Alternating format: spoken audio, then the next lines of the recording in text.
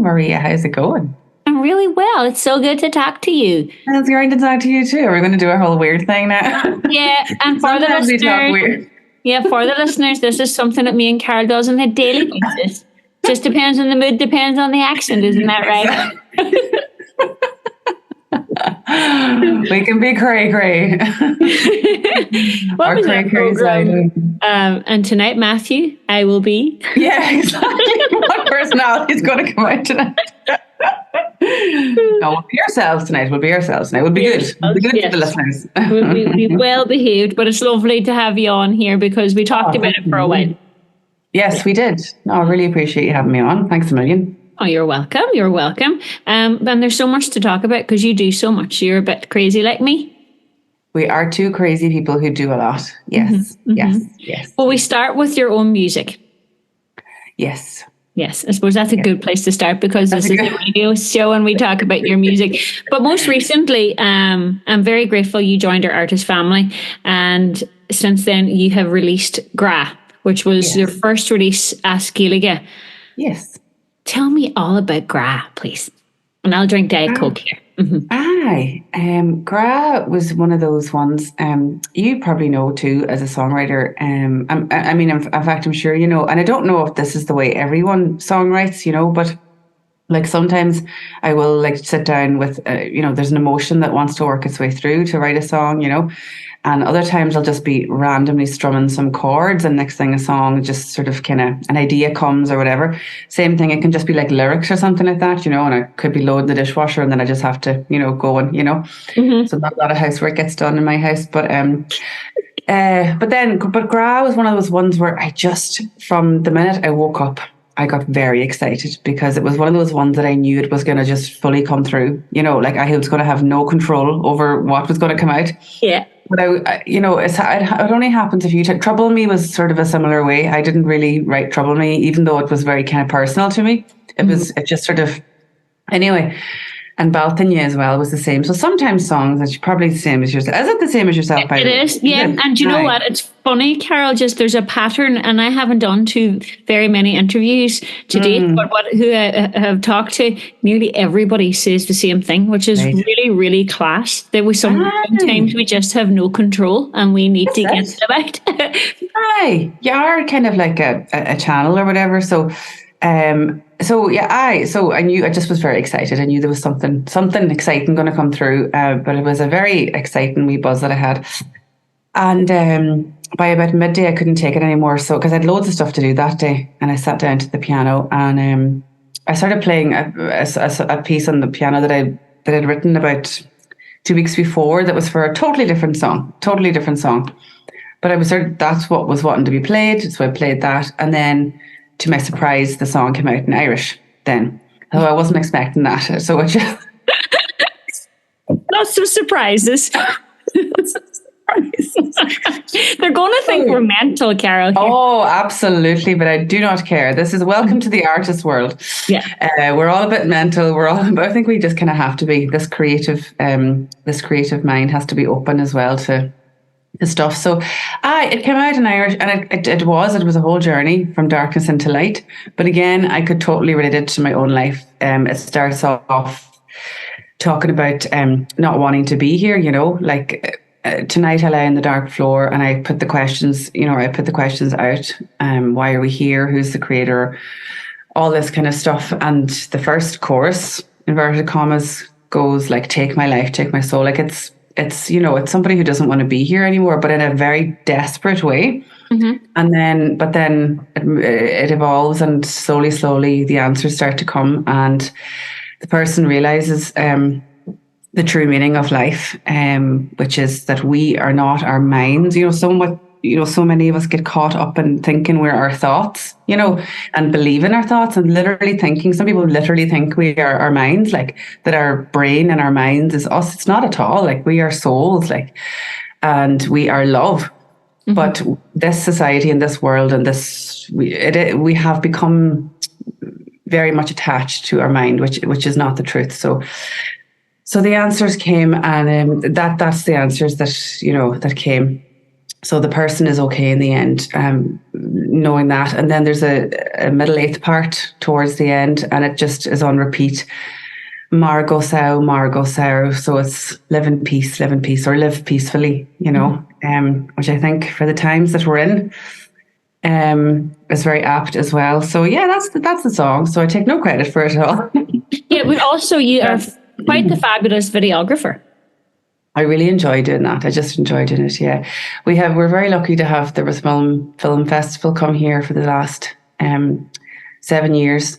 Well, I say come here. I mean it's a very much community festival, but it's led by Laura Agier, who's working in Derry a lot, but she's links to here. And Lily, my eldest daughter, did because they're great with doing getting the community involved. They do loads of courses and film editing and how to make your own films, and for all ages of kids as well as adults. So Lily did one, a good few years ago, maybe 5, and one time she was kind of struggling editing one of her films because it was a deadline approaching for one of the competitions. They do a lot of competitions every year, to encourage the kids too. Mm-hmm.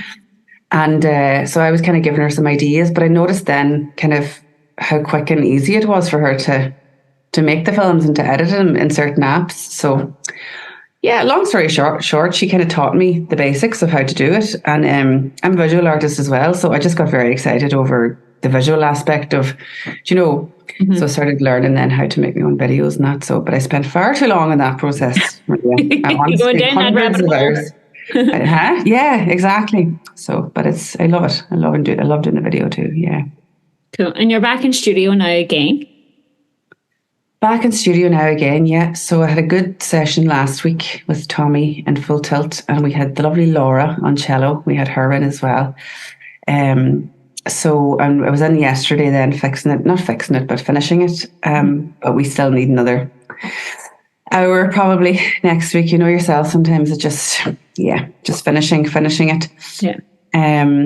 So that's for a wonderful charity in Belfast called the People's Kitchen. Okay. And they have they do really amazing work helping the homeless in Belfast and around Belfast.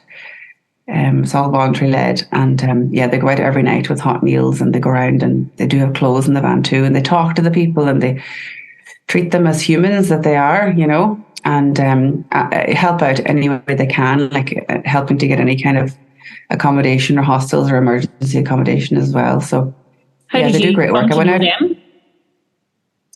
So do you know that music capital competition that I was in? Yes. Last July. So one of the judges then approached me at the end of the night then after that, and he's one of the head honchos of the People's Kitchen. So he just liked my style and that, and I just asked if I'd write a song for them. So that's brilliant, Darren. That's really cool. Yeah. Cool. So it was good. So I went up then. I really wanted to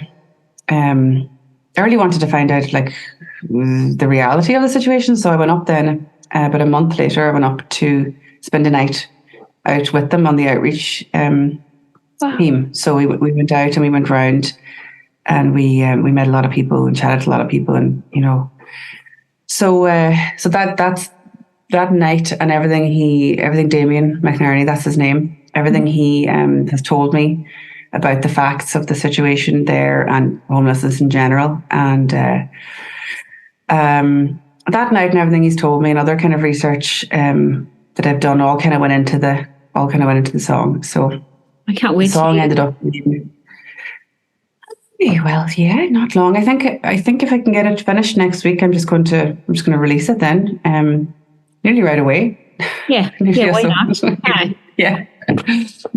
Yeah. We'll push it as much as we can here. I love hearing, the backstory on songs and like that there. You don't hear stories like that very often for the reason where you wrote it. So I really, really love that.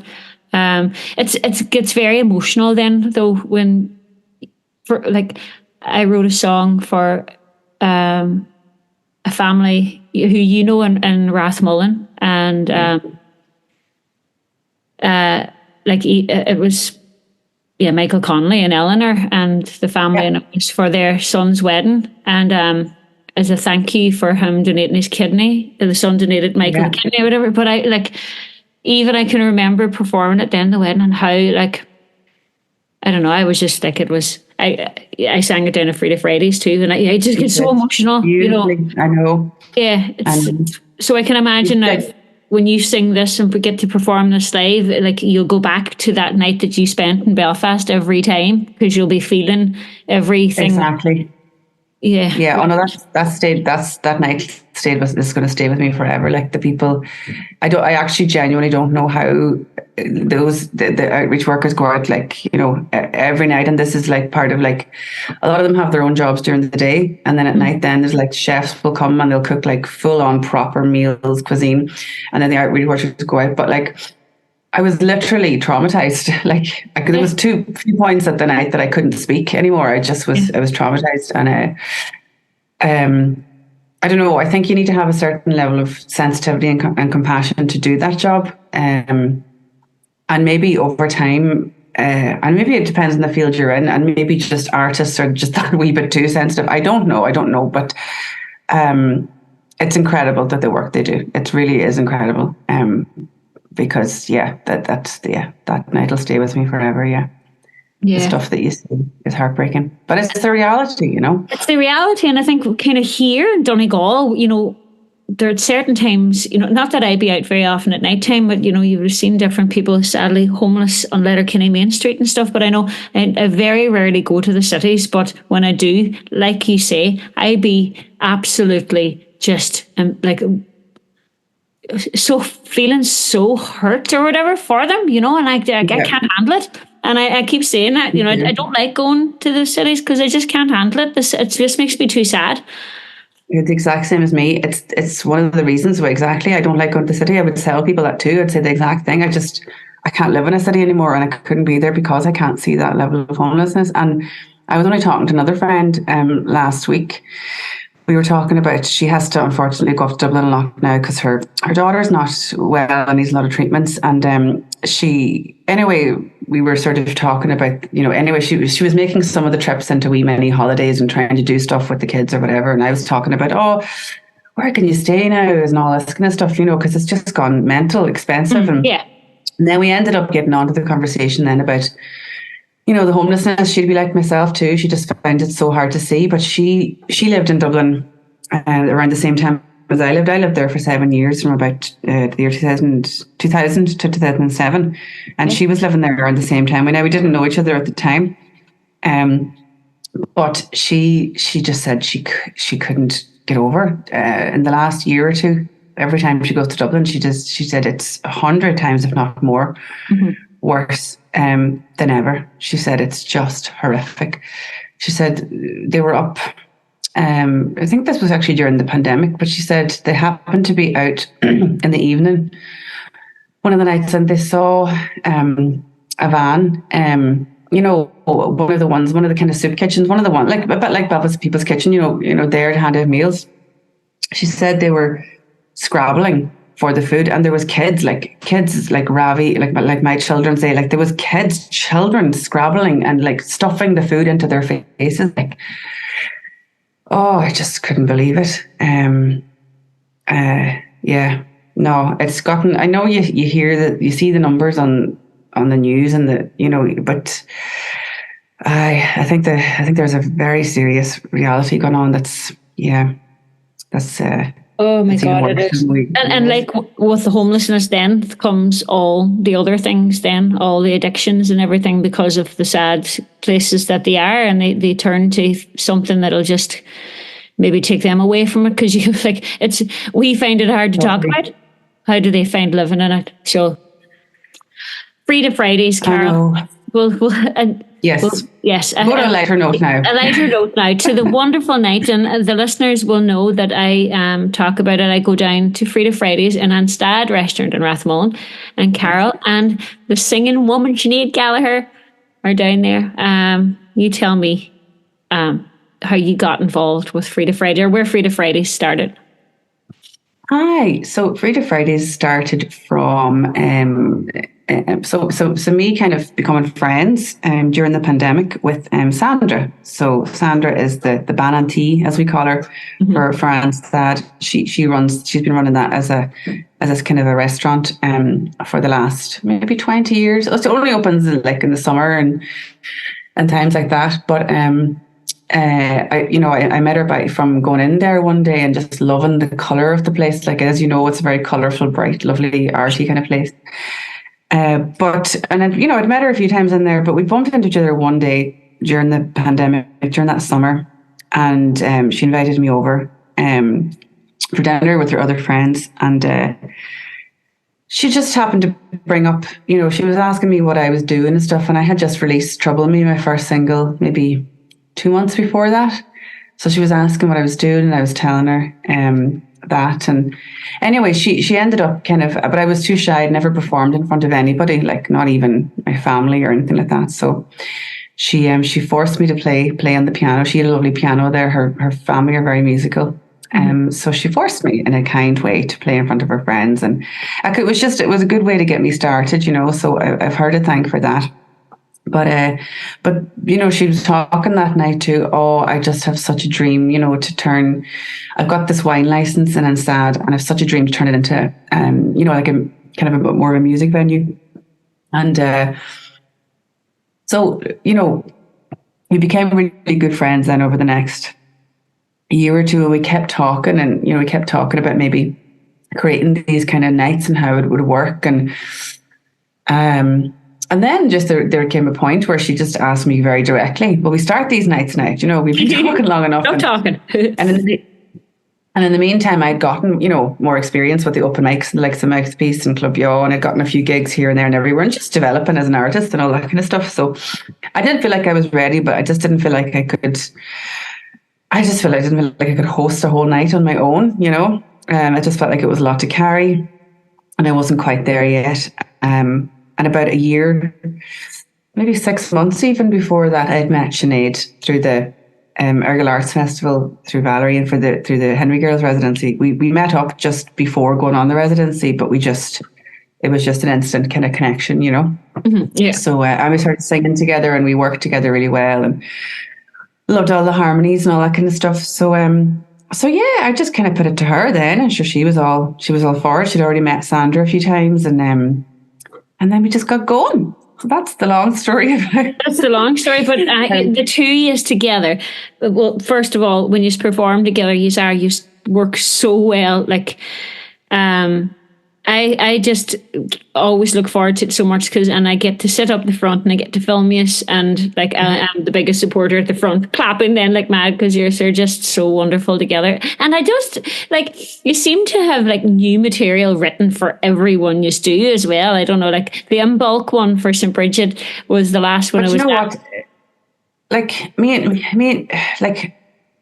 Both of us have been writing for years. Like I was writing for like nearly non-stop songs since like for 5 years before I released my first single. Do you know? Okay. So you have big back catalog. There's a big backlog there.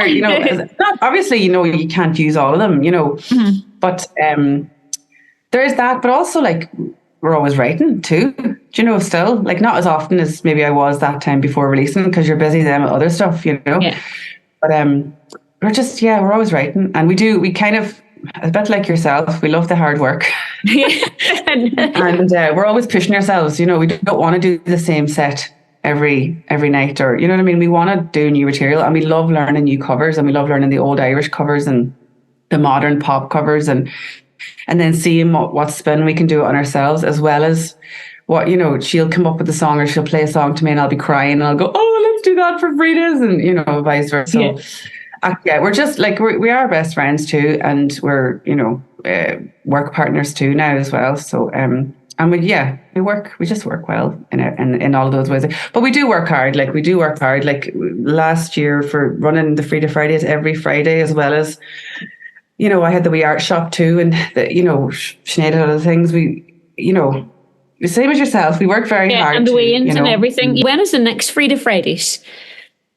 Yes. So the next one is it's a one of a different kind again. So The last one was one of a different kind too. The last one was for the Rathmullan Film Festival, and we did a film quiz Fridays, and that was some crack. Hey, that was good crack. Me and Sinead actually enjoyed doing that one so much that we're thinking maybe not now coming into the summer again, but maybe for next winter we might do a few more of those because they were fun to make as well. But we kind of made them musical as well. Anyway, that was good crack. So the next one is one of a different kind too. It's going to be a fundraiser for Fridays. We love the F. We love the F. All about the Fs.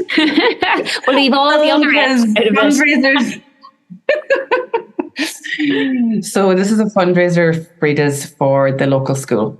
And the two boys go to it. Lily did go to it as well, but the two boys are in their final two classes of it. And yeah, they're doing they need a bit of help at the minute, and they're doing a big come down with me kind of fundraiser, and everybody's doing it in their own homes. But it happened to be on that date that we're doing a Fridays anyway. So Sinead kindly offered as well her services for the evening, and Layla, who's recently kind of joined us as well on fiddle with a lot of stuff, which has been a wonderful thing as well. She's helping us out too, and Sandra is offering the place. And yes, so I'm going to do an Indian feast, and the posters are on Facebook. I do believe there's still a few places left, so if anybody wants to go to that, they can. It's €25 for the night, isn't that correct? For the €25 for the night, yeah. And we've got amazing special guests. The amazing Victoria Geelan, who was with us there before Christmas. She's an incredible jazz and blues singer from Derry, and her partner Omar will be joining them. But yeah, we collaborated with Victoria on a project there a couple of months ago through the Way Forward. And just like literally, like I was like, right, I'm never singing again. She's that kind of voice, that just blows, like she's just, she's amazing. Like, so can't wait. So now I unfortunately was sick when she was with us there before Christmas for the Fridays. So I cannot wait to not be sick, hopefully, for next Friday and see her again. And then we also have an amazing artist called Mary Dunn, who I know you have recently, you've had playing her music, haven't you? And and she joined, she joined the artist family here too. So it's cool. So the Bulk Fridays, which you were at as well, that was a total surprise. We have a small open mic section, as you know, during the Fridays. But we would never know what we're going to get. But we have gotten some amazing, then future guests from that. But that night, as you know, we could have, the open mic section could have been in like 2 hours. Absolutely. There was that much talent that night, We were kind of turning people away in the end up, wasn't it? It was like, we have to close the restaurant. Fasten them off. And every one of them was just top notch, So Mary Dunn had come up and totally blew us away, and like me and Sinead were there, like a pen and paper, both writing each other. We're going to get her back as a special guest, we were straight up to her then afterwards, kind of going, "Who are you?" So she's just moved back from Australia. I think a year to the day actually that it's going to be for the 15th for next Friday for the 15th. So it's a wee celebration for her as well. And she's amazing, and we can't wait. So myself and Sinead will do a set, and Leda will be joining us on fiddle, and we'll be kind of doing a lot of Irishy kind of songs for St. Paddy's, and then we'll have Victoria Gillian, and we might even have yourself up if you'd be so kind. I don't even gasp on the night. The next thing, Sinead just points, up next. Drag. All right, your turn. It's good crack. I love it. It's just a given now.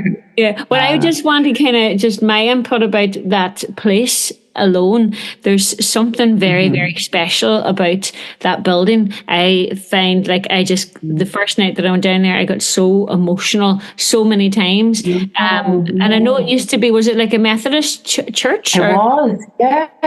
It's there's something really, really special.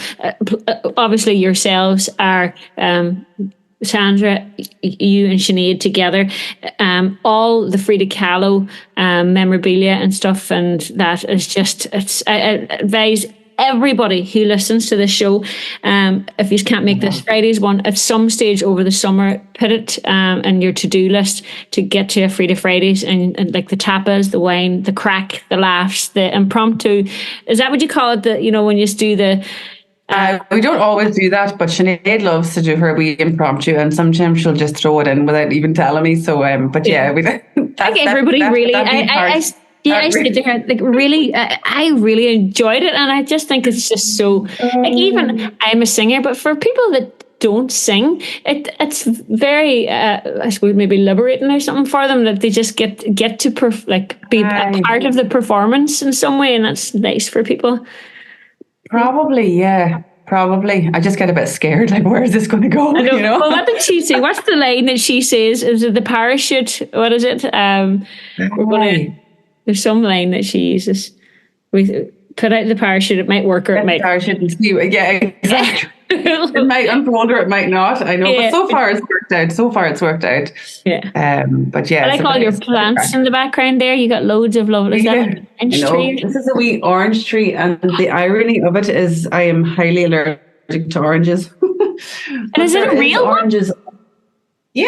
Can you see it? Can you see the oranges? I'll pluck one off because they're actually quite ripe at the minute. Now, they're only little baby ones. But there's my wee orange tree that I'm allergic to. That is mental. So, when you do... it's only if I eat it. Oh, yeah, my mama used to say... What? My mama used to have a saying, if you do that to yourself, what would you not do to my horses? Don't ask. But like, you're allergic to fucking, excuse me for cursing, oranges, but you have an orange tree in your house. Like, if you do that to yourself, I don't torture myself. Well, not really. I'm a bit of an exaggerator too, in fairness. I'm not really allergic to them. It's just if I eat them, I come out in huge big boils on my face. So do I, darling. Do you? I do. I swear I'm allergic to oranges, strawberries, tomatoes, so much stuff and like that. I'm a dark light. You can't probably see me, but anyone else who had the same thing as me, we're kindred souls. That's amazing. I knew that anyway, Carol. You're just slow to the party. Maybe Laura May is as well, and she at the moment you can't tell a 2-year-old to stop picking, and she like has scars, a wee dote on her face. But come here, I never paid for the Pro Zoom, so it's about to cut me off. Okay. Oh well. But I have enjoyed our chat so much. We'll call this what is it? Volume 1 of our chats. I think we should have lots more. We do have on a date, like usually like weekly anyway, or not daily, but for the listeners, I'm sure they have enjoyed listening to us. Oh God, hopefully I haven't rambled on too much. Oh no, cool, come here. Thank you so much. Have a nice evening now, and I will chat to you soon. Bye, Carol Wilson. Bye. Bye, Carol Wilson. I get out of here now. This one. Just end, yeah.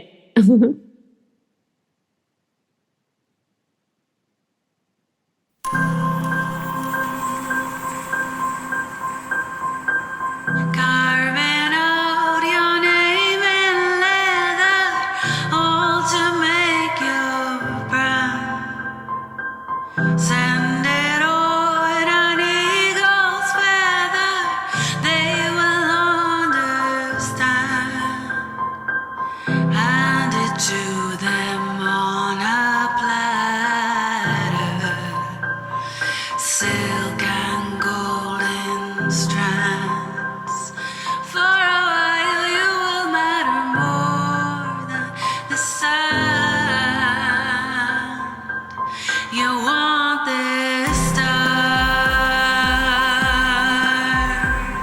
stars. You want the stars.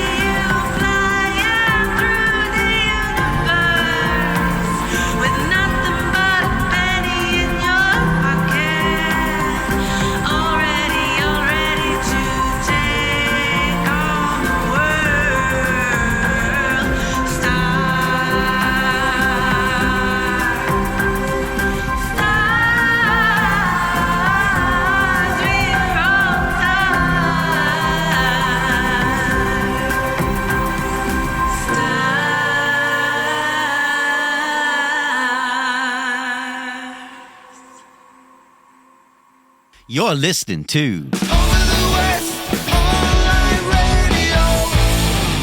If You Create It, We Will Play It.